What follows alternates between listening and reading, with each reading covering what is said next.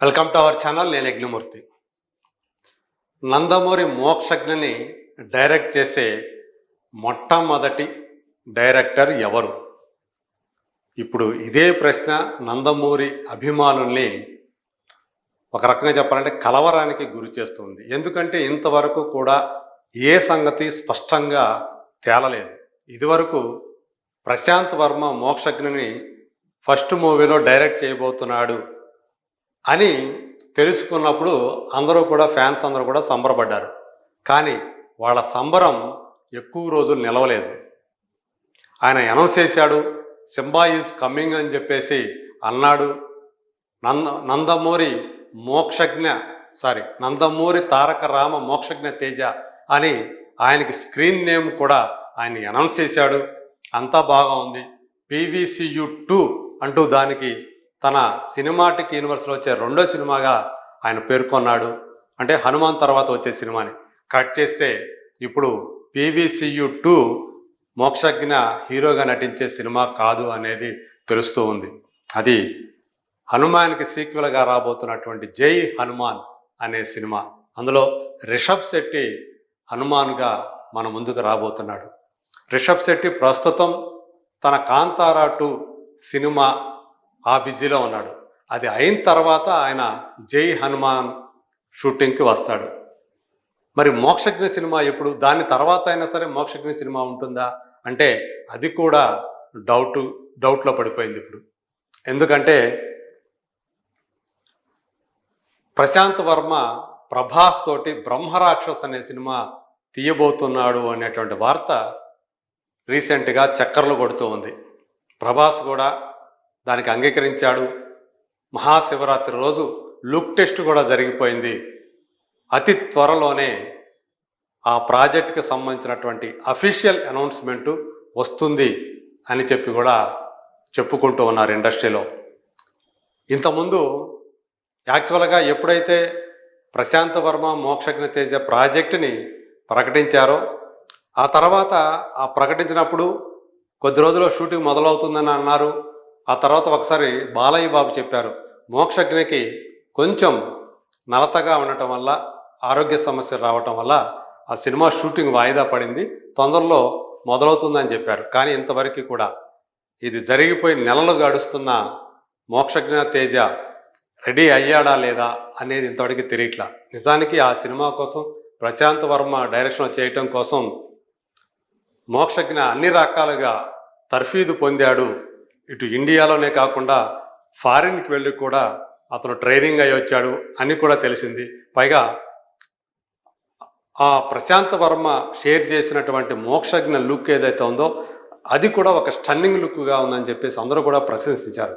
ఆ లుక్ వెనుక అతని అక్కలిద్దరూ కూడా బ్రహ్మణి, తేజస్విని, ముఖ్యంగా తేజస్విని అతని లుక్కుని మోక్షజ్ఞ లుక్కుని అలా అందంగా తీర్చిదిద్దడంలో ఆమెది ప్రధాన పాత్ర అని తెలుస్తుంది. పైగా ఆ సినిమాతోటి ఆమె కూడా నిర్మాతగా మారుతున్నారు అని కూడా వినిపించింది. కట్ చేస్తే ఇప్పుడు అవన్నీ కూడా ఏమయ్యాయి ఏంటి అనేటువంటి ప్రశ్నలు తలెత్తుతున్నాయి.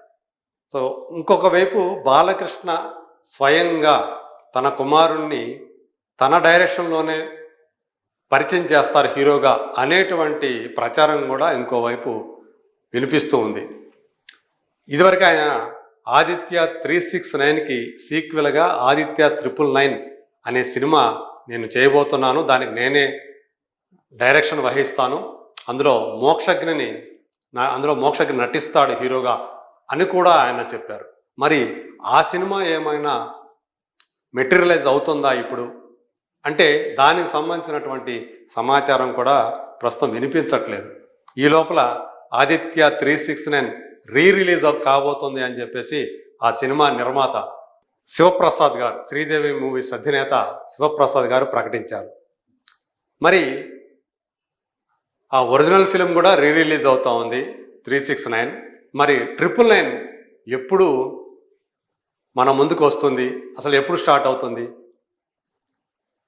నిజంగానే దానికోసం మోక్షజ్ఞ రెడీ అవుతున్నాడా? ఇది ఒక ప్రశ్న.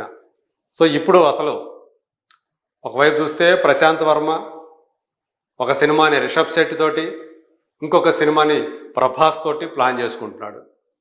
మరోవైపు బాలయ్య చూస్తేనేమో ప్రస్తుతం అఖండ 2 తోటి బిజీగా ఉన్నాడు. దాని తర్వాత గోపీచంద్ మల్లేని డైరెక్షన్లో తనకి వీరసింహారెడ్డి లాంటి బిగ్ హిట్ని ఇచ్చినటువంటి ఆ డైరెక్టర్ తోటి మరో సినిమాని కమిట్ అయ్యాడు. మరి ఆయనకి ఎప్పుడు మోక్షజ్ఞని డైరెక్ట్ చేసేటువంటి టైం ఉంది? ఇది ఒక ప్రశ్న.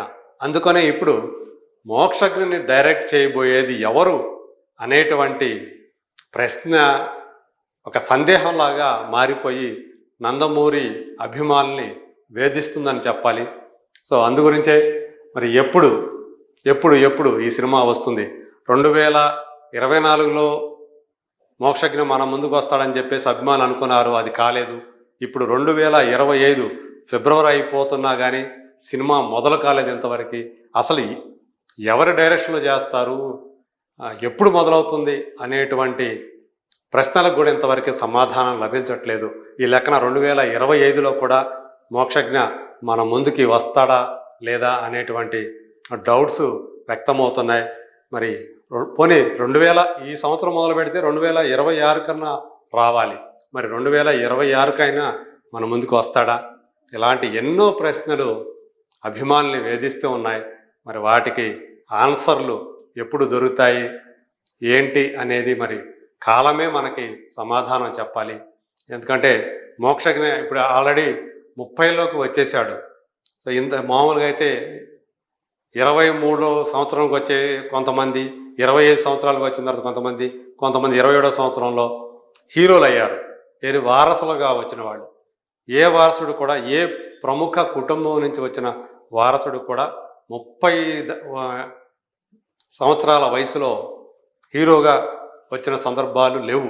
సో ఇప్పుడు మరి ఈ టైంలో వస్తే కనుక ఇప్పుడైనా మరింత లేట్ చేయకుండా ఇప్పుడు వస్తే అభిమానులు స్వాగతించడానికి, తమ గుండెల మీద పెట్టుకోవడానికి రెడీగా ఉన్నారు.